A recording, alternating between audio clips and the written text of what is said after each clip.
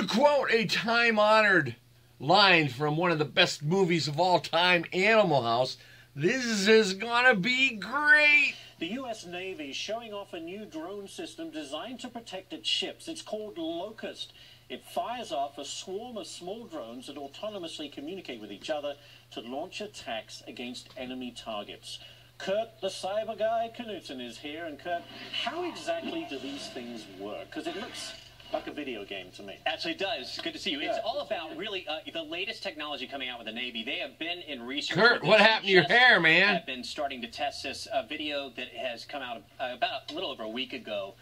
Really proves that we're on the cusp of a technology that is a game changer, especially when it comes to conflict in the Middle East. And where would this strategy be used? Where's it most effective? Okay, so it was really originally designed to protect our assets in terms of big ships that the Navy has. But the truth is, it has done so well. 30 of these drones autonomously work together. They communicate with one another. The video is compelling that shows this demonstration that the Navy's released. They go out on this mock village, and some of the drones are responsible for surveillance. The other ones go in and do an attack. And I'm talking about ISIS looking up and going, what just happened? It's literally in seconds that they can do it. They've got about a range of about 20 miles. They speed at about 85 miles an hour. That device that fires them off is going to fire off 30 of them at any one time. Are they being controlled individually by anyone? Okay, it has a backup person, a systems person who's either on board a ship or on the ground, because these can be launched from the ground, as you see right here, or it also could be on board a ship, or it could even be inside of a vehicle. So it's one of these brilliant things where those two wings that you see right there pop out when this thing goes into the sky.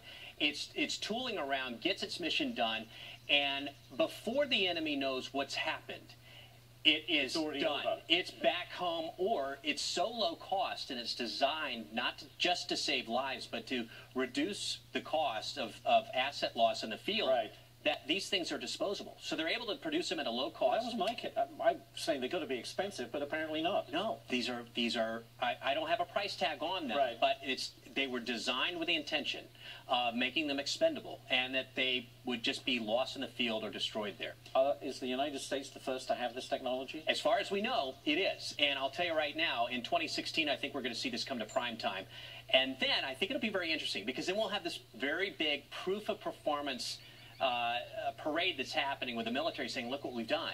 And we'll say, well, that's wonderful. And then where does it go from there? And the question I think that we'll be asking ourselves maybe next year would be, is this going to fly in my neighborhood anytime soon?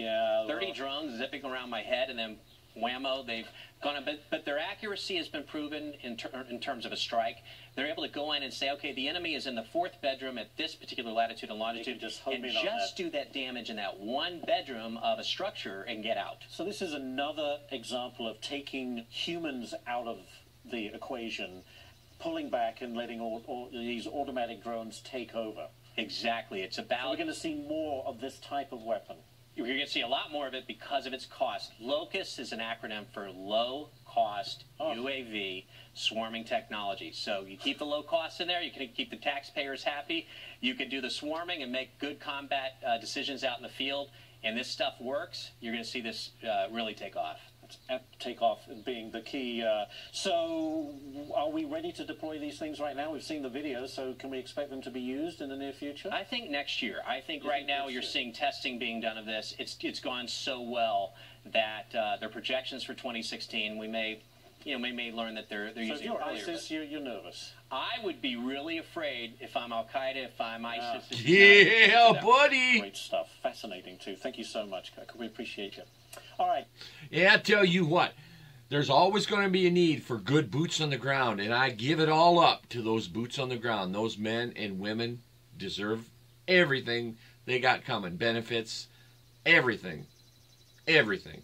But I'll tell you what, if you're looking to get into the military for whatever reason, to get advantage, take advantage of benefits long term, or just serve your country, this is an area that I would look seriously at. This would be so cool and so worth your time to learn to do this stuff and scare the piss out of the enemy, and game over. What the hell was that? A swarm of locusts. Look, 30 of our guys are gone. This one freaking swarm of locusts. This is cool stuff. Until you get a plastic banana, good time rock and roll, namby-pamby politician in there says, oh, we can't use that. That's an unfair advantage. We can't be using these kinds of things. That's when we send some of these things to their house. Just kidding. Just kidding. Anyway, good stuff.